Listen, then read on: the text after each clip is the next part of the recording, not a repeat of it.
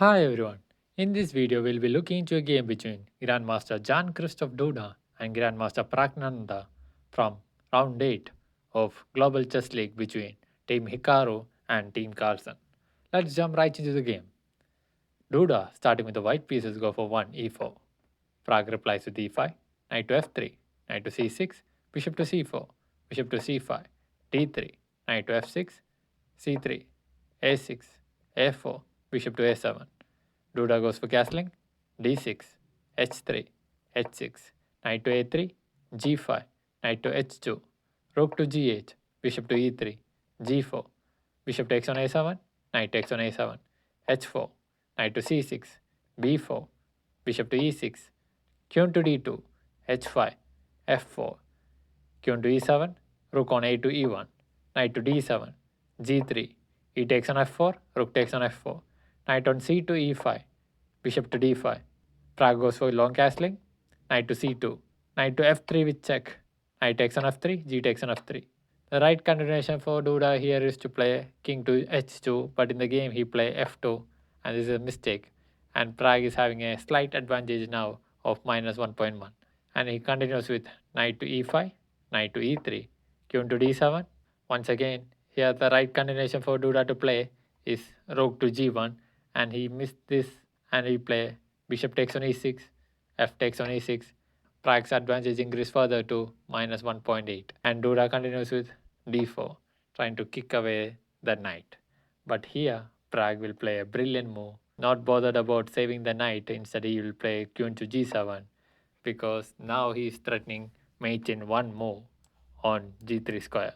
Duda has to save king first, so he tries to save the king by moving the rook to g1, knight to g6, rook takes on f3, knight takes on h4, rook to f4, rook on d to f8, queen to d1, queen to g5, rook takes on f8 with check, rook takes on f8 with check, king to e2, rook to f3, queen to c1, rook takes on g3, rook takes on g3, queen takes on g3, queen to f1, knight to g6, king to d2.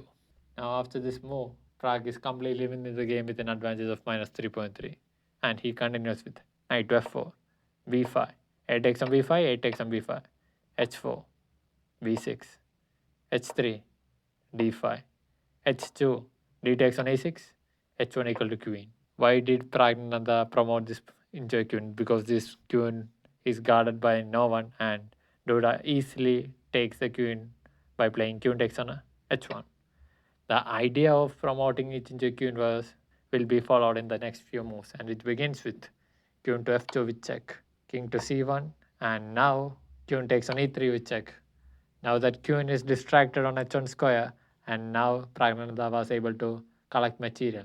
Now Pragg is upon 2 points of material, and Duda continues with king to c2, knight takes on e6. Pragg is upon a full knight now. Queen to h8 with check, king to d7, queen to h7 with check, king to c6, b takes on c7, knight takes on c7, queen to f5, queen to e2 with check, king to c1, queen to c4, king to d2, queen to c5, queen to g6, knight to b5, queen to e8 with check, king to b6, queen to d8 with check, queen to c7, queen to f8, queen takes on c3 with check, king to d1, queen to d3 with check, king to c1, queen to c4 with check, king to d1, queen to c6, queen to d8 with check, queen to c7, queen to g8, knight to c3 with check, king to c2, knight takes on e4 with check, king to b1, knight to c5, queen to c4, queen to c6, queen to h4, and queen to e4 with check.